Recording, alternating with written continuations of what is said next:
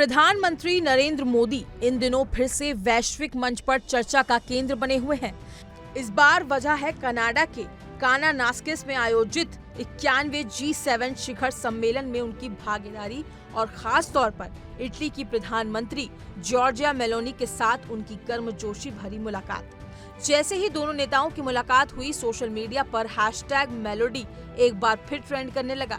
PM Modi और Meloni की ये केमिस्ट्री अब सिर्फ एक डिप्लोमेटिक इवेंट नहीं रही, बल्कि दोनों देशों के नागरिकों के बीच भी दिलचस्पी और उम्मीदों का विषय बन गया है। शिखर सम्मेलन के मौके पर पीएम मोदी और मेलोनी की ये मुलाकात बेहद सौहार्दपूर्ण माहौल में हुई। दोनों नेताओं ने गर्मजोशी से एक दूसरे का अभिवादन किया और सम्मेलन के दौरान आपसी हितों पर चर्चा की। ये मुलाकात केवल एक फोटो ऑप नहीं थी, बल्कि दोनों देशों के बीच मजबूत होते रिश्ते का प्रतीक बन चुकी है। मेलोनी ने इस मुलाकात की एक तस्वीर सोशल मीडिया पर साझा करते हुए लिखा, इटली और भारत एक महान मित्रता से जुड़े हुए हैं। इसके जवाब में पीएम मोदी ने लिखा, प्रधानमंत्री जॉर्जिया मेलोनी, आपसे पूरी तरह सहमत हूँ। इटली के साथ भारत की दोस्ती मजबूत होती रहेगी, जिससे हमारे लोगों को बहुत फायदा होगा। भारत और इटली के बीच हाल के वर्षों में संबंधों में एक नई ऊर्जा देखने को मिली है। दोनों देशों के बीच न केवल कूटनीतिक सहयोग बढ़ा, बल्कि व्यापार, तकनीक, ऊर्जा और रक्षा जैसे अहम क्षेत्रों में भी समझौते और साझेदारियां लगातार बढ़ती रही हैं। G7 जैसे उच्च स्तरीय मंच पर मोदी और मेलोनी की यह मुलाकात एक बार फिर इस दिशा में नई गति प्रदान करती है। भारत में पिछले साल आयोजित हुए G20 शिखर सम्मेलन में भी इन दोनों नेताओं के बीच मैत्रीपूर्ण बातचीत और पारस्परिक समझ देखने को मिली थी। उस दौरान भी मेलोडी ट्रेंडिंग टॉपिक बन गया था, जिससे साफ है कि ये केवल कूटनीतिक रिश्ता नहीं, बल्कि एक सकारात्मक वैश्विक संदेश भी है। बता दें कि इटली और भारत दोनों ही राष्ट्र वैश्विक स्थिरता, जलवायु परिवर्तन, ऊर्जा सुरक्षा और सतत विकास जैसे मुद्दों पर एक समान सोच रखते हैं।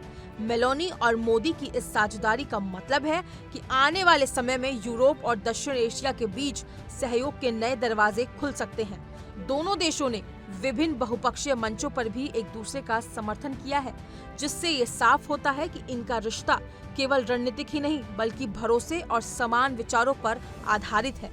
इस बार की मुलाकात इसलिए भी महत्वपूर्ण रही क्योंकि पीएम मोदी साइप्रस की यात्रा समाप्त करने के बाद सीधे कनाडा पहुंचे और भारत कनाडा के बीच हाल के वर्षों में कुछ राजनयिक तनाव भी देखने को मिले हैं, खासकर खालिस्तान मुद्दे और कुछ राजनीतिक बयानों को लेकर।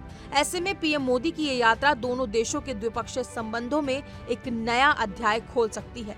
और ठीक इसी समय इटली के प्रधानमंत्री के साथ उनकी मैत्रीपूर्ण बातचीत ये भी दर्शाती है कि भारत किस तरह से वैश्विक कूटनीति में संतुलन बनाकर आगे बढ़ रहा है।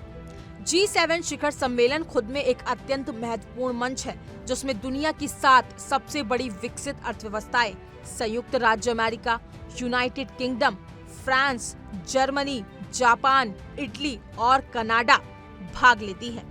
साथ ही यूरोपीय संघ भी इसका हिस्सा होता है।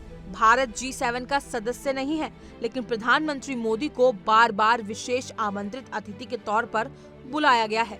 ये इस बात का प्रमाण है कि भारत की वैश्विक हैसियत कितनी तेजी से बढ़ी है।